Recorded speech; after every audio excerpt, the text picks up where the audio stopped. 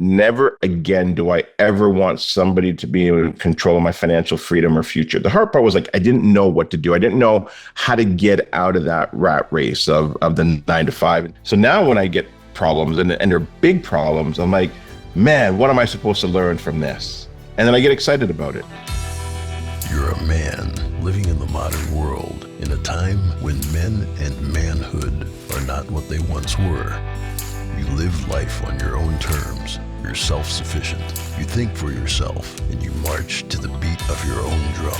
When life knocks you down, you get back up because in your gut, you know that's what men do. You're a badass and a warrior. And on the days when you forget, we are here to remind you who you really are. Welcome to the Sovereign Man Podcast, where we aim to make men masculine again. I'm your man, Nicky Ballou, and we have a very special guest today, Gary Hibbert. Welcome to the show, Gary. Nick, thanks for having me. Super excited to do this. And I'm happy to share what I've done over the years, the mistakes I've made, and some of the success that I've had as well. So why don't you tell us your story? Why don't we start there? Yeah, listen, you know what? I think like many people, I started off in the corporate world. I had kids very young. My first born was when I was 23. My second one when I was like 26. And so we were paycheck to paycheck. That was it, working at TD Bank. And, I think when you have kids that young,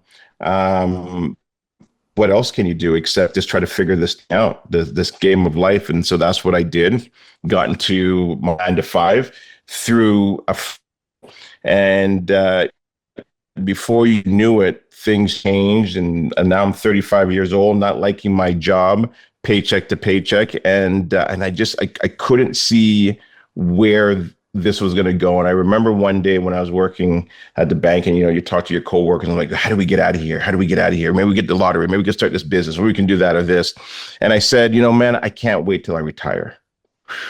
What a horrible thing to say, that I'm going to wish away the next 30 years of my life. I can't wait till I'm 65 years old. And I think that's when really everything started to change. That was a big highlight for me. And there was obviously a couple of things as well too, but that was the start of it, that there had to be something else out there. A lot of men go into work in business and they live in la la land and they don't end up really creating anything. You've built yourself quite a successful business. You've made yourself a Canadian success story. I want to just dig into, why do you believe it worked for you versus so many other people who just seem to dream and never make their dreams come alive? Here's where I think it really all kind of started to click was in 2008, when they had the financial crisis down in the US. Yeah.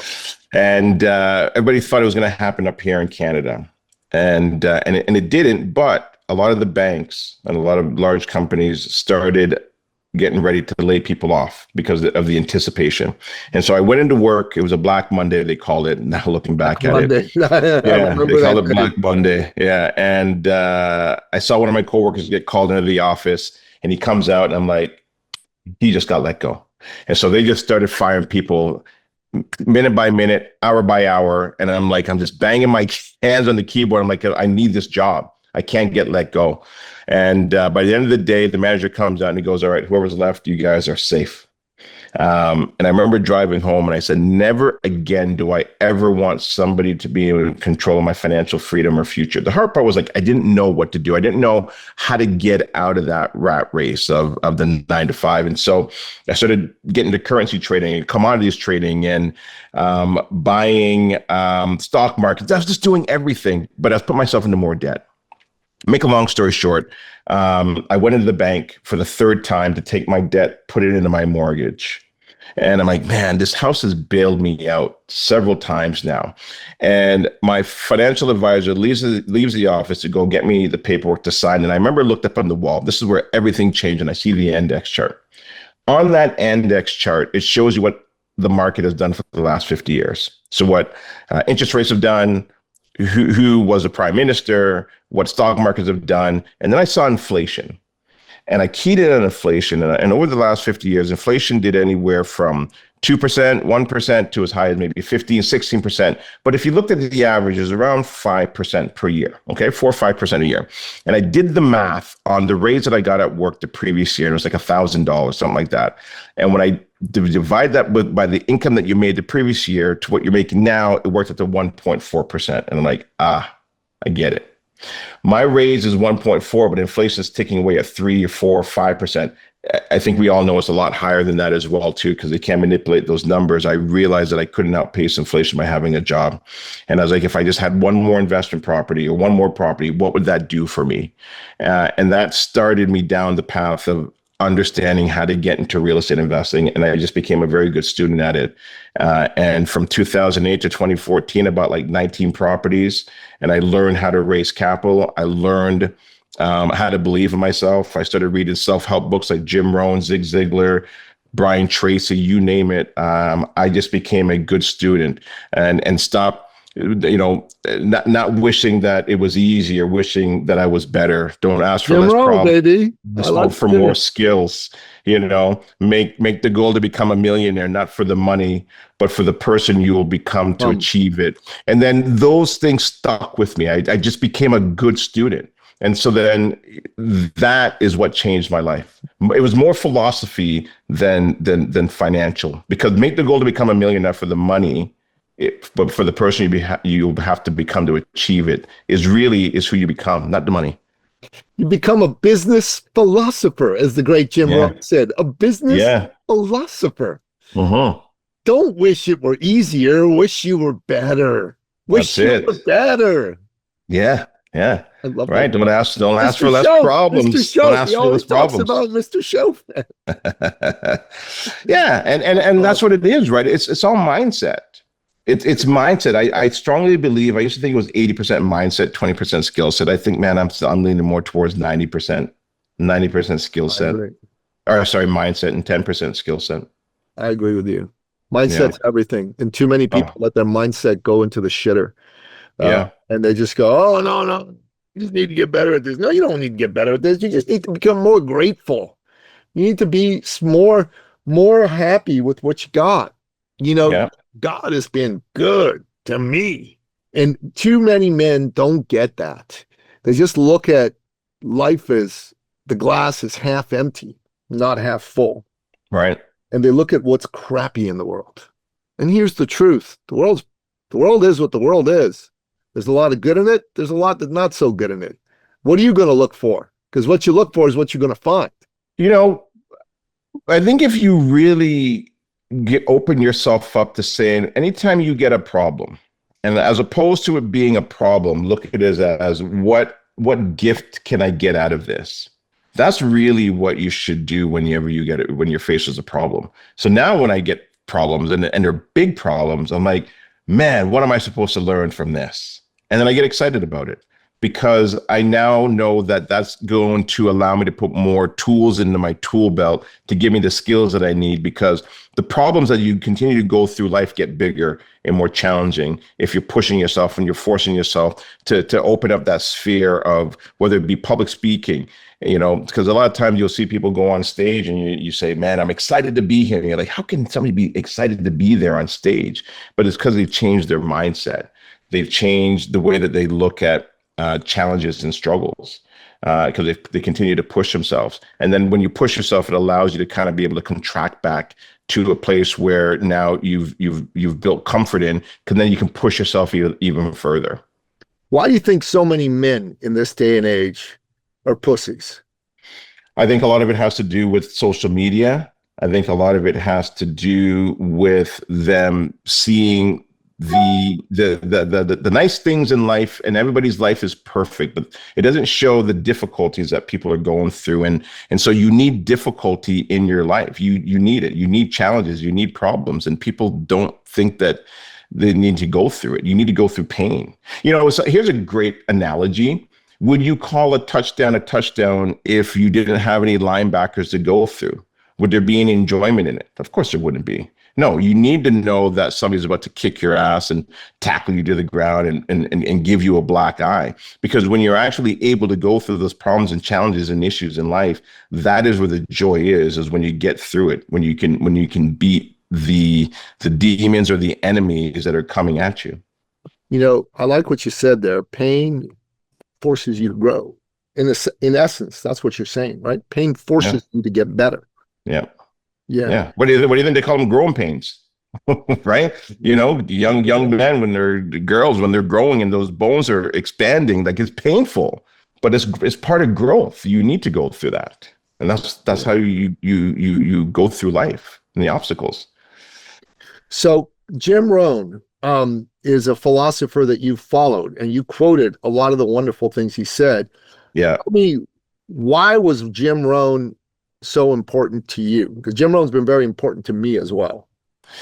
You know, my brother had brought over The Secret to me in 2007. And after I watched it, I'm like, okay, interesting. You know, you can write things down and things can happen.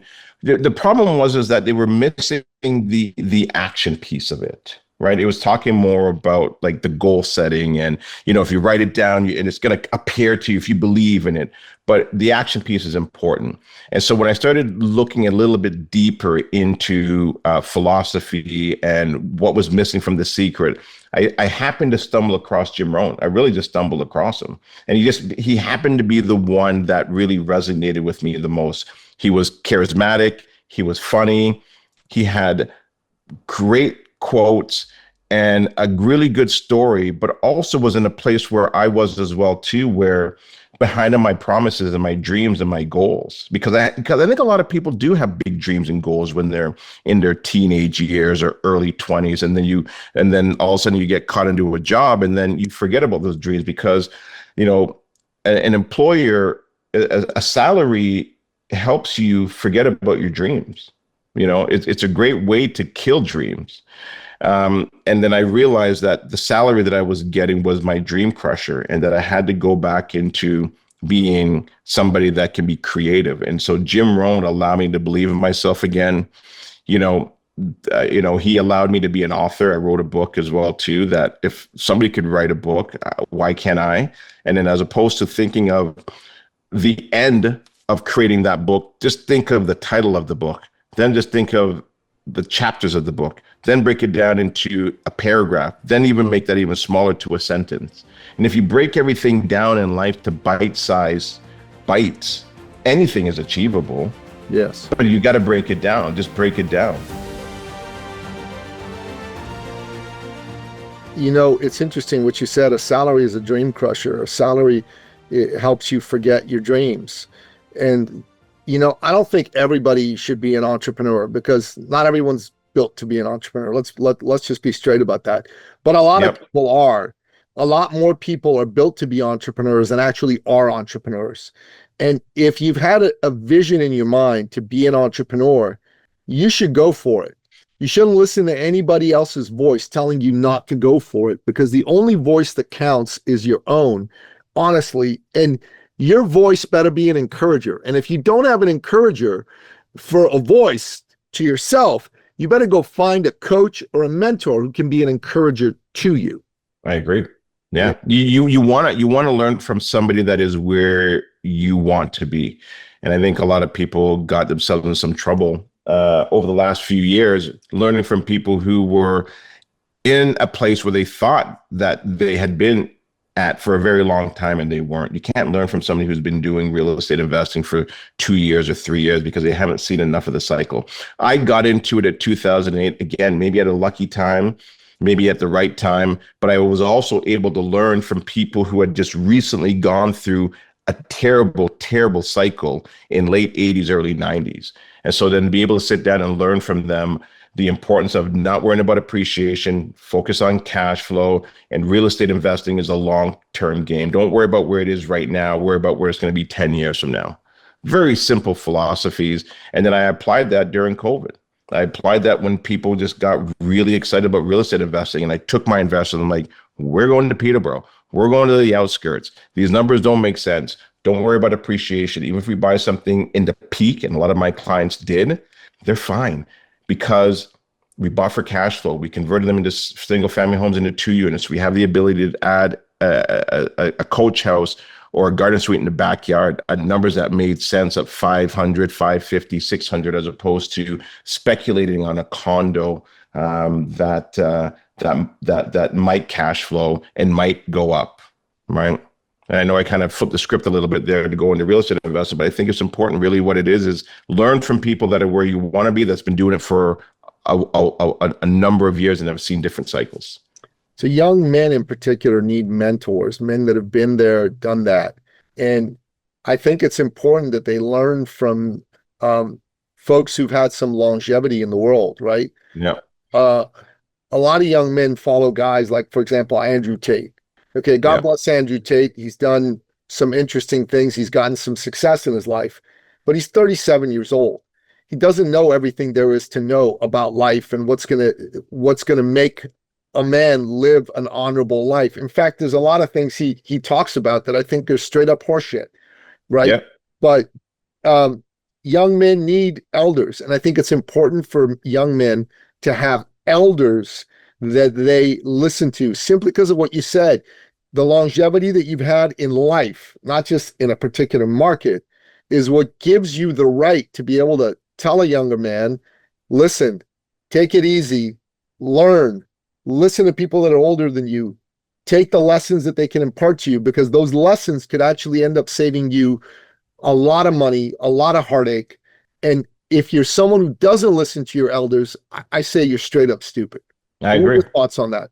Yeah, I agree. Look, I think you can learn from people who are like Andrew Tate. I think there's things you can take from him that are good. And I think there's things you can take from him that are absolutely terrible. And I think you take what makes sense to you and apply it to your life and leave the rest. I don't think you'll ever agree with anybody 100%.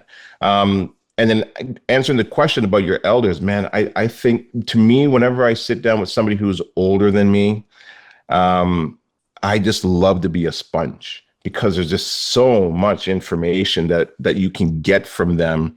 I went up to my cottage the other day, and there's an older gentleman who was walking by as I was pulling out, and we ended up talking for like 45 minutes. And, when you're up in cottage country, they got lots of time on their hand, and they love to share their stories and ideas and what's happened in life. And he just shared a very simple story of, the real estate market. I'm kind of going back to real estate, but it's an important point here, is that he's like, just wait long enough and things will change. And I was like, yeah, you're right. And his neighbor said that. He's like, look, I don't know if you bought this property. He bought this property for, I think it was like 150,000. He goes, look, I don't know if you overpaid or didn't overpay, but bottom line is, you wait 10 years and you'll be fine. And there's those little simple things, because, when you go through life and you've had many decades behind you, you can see trends. A lot of times we have short-term memory. Mm-hmm. But people who are older, people who have retired, people who have seen a lot of different things, they've seen a lot, right? And a lot of times there's 80-year cycles. There's a great book where, hard times create strong men create good times create weak men, and weak men create hard times. That's an 80-year cycle. Not everybody gets to see that full 80-year cycle until near the end of their life. So they haven't seen difficult times and how bad things can get. They only sometimes see the good times in life. And I see you're looking for that book. I am. Yeah. I've read it twice. I've listened to it twice, and it's been assigned reading in our men's group. Yeah. Stefan Arnio, right? Stefan Arnio. Yeah. Stefan Arnio was you know what? He was a good friend of mine. I'd done a few podcasts with him. He was very controversial. And anytime I did a podcast with him, I loved it. And I would say, listen, you know what? Some of you may like it and some of you may not, but take what you can from this and leave the rest. Yeah. I'm a firm believer in that. Anytime somebody says this person's no good, I listen to them and I'll say, yeah, okay, maybe they're not good, but they said something that's actually kind of interesting. I'll take that. I don't think Stefan Arnio was particularly controversial. He just spoke in a time where telling the truth was a revolutionary act. Yeah. What he had to say was honestly pretty mainstream as far as I'm concerned. I think Andrew Tate's pretty controversial, especially when he goes and he says, I don't believe in monogamy. And I'm like, all right, dude, good luck with that. Good luck with finding a non-idiot woman who's going to accept that in this day and age. But okay, go for it. Right. Go for it. And a bunch of other stupid things that he says. And he is a master of language, and he is very, very good at manipulating people. I signed up for his email list. Yeah. For one reason and one reason only. And you know what that is? What's that? To learn. how this guy communicates. And, Mm. and he just goes for the jugular and the pain point in young people. And I can see some of the things he says get young men in particular to go, oh my God, he's right. Oh, I'm so terrible. I better do this. And he uses it to manipulate them to buy his programs. And, Yeah. I go, wow, man, you're good at this. And I know this is part of the reason why you've succeeded, but you're nobody I'd follow. I mean, I'm 58, you're 37. With all due respect, other than making money, you got nothing on me. In every other respect in life, you need to follow me, not the other way around. And Right. this is one of the things that really, really gets my goat. So I know a lot of men that make money, make a lot of money, make millions, even billions, right? Yep. And for some reason, these men think that means they're Superman. They're invincible. They got it all figured out everywhere in life. Look, I made this money. You haven't, so go fuck yourself. I'm not going to listen to anything you have to say. And I just like watch these dudes and I go, how stupid are you? All this means is that you had some discipline, you got some talent when it comes to making money, and you were able to execute. And I'm not saying those are nothing. Those are very important. Those are very great. But Yep. if a man thinks because he made money, that means he is up here as a man, he's an idiot. To me, making money is maybe 7th or 8th on the list of important things a man needs to do. First off, as a man, your first thing as a man is you got to be somebody who keeps his word. Not when it's convenient, when it's inconvenient. You give your word, you keep it. That's the number one thing a man has to do. Number 2 thing a man's got to do is be loyal and be a protector to those people he loves. Loyal and a protector. You notice neither one of those 2 things had anything to do with how much money you bring in. You know what I'm saying? That's number 1 and 2, right? Third thing you got to do is you got to be a leader, a good leader. You got to be able to lead people around you, and in particular in your family, right? All of those things are superior to how much money you make. And then maybe, listen, you got to provide. You got to at least make enough money to provide for your household. And if you're somebody who provides at a super, super high level, number 1 thing that I would say to you is you got to start learning how to humble yourself and learn from other people in the areas where you're weak. Because I know so many successful guys who in that one area, they're amazing. In every other area, they're a 3 out of 10. You know what I mean? And they think that's cool.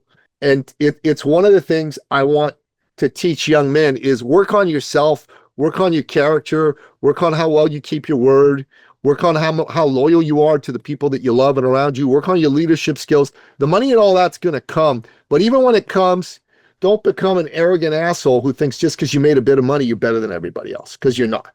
And that's a fact. Yeah, I agree. And I think in the beginning, a lot of times people want that financial freedom.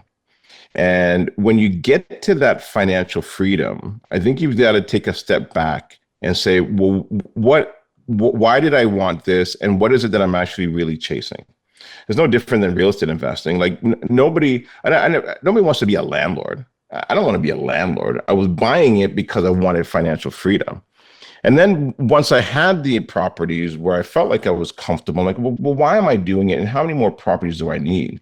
And then you take a step back and it's like, well, no, it's actually freedom. I'm actually looking for time freedom to be able to do what I want to do when I want to do it with my family, with my friends. But then you also want to be able to grow and push yourself as well too. So once I figured that out, it's almost like 3 freedoms. You want financial freedom, then you want time freedom, then you want geographical freedom, because then you want to be able to do it wherever you want to be able to do it in the world with the people that matter most to you. And so you're right. It's not just only about money. It's about, I think, helping as many people get what they want. And I think you can have every and anything you want. That's very true. Yeah. Help more people be successful, you'll be more successful. And exactly. You mentioned the money The Secret. Yeah. You mentioned the movie The Secret, which I got a copy of that movie when it came out, and I watched it every day for about a year. This summer I got to speak at the Transformational Leadership Council, which were the people that were in The Secret. I got to meet Lisa Nichols, Jack Canfield, and all those guys. They asked me to come speak at their semi-annual conference. Yep.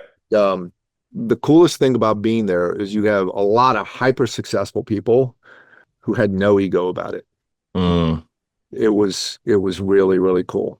And they were there listening to me. So that was kind of cool. They wanted to learn from me. It was That's awesome. Yeah, that's great. That's awesome.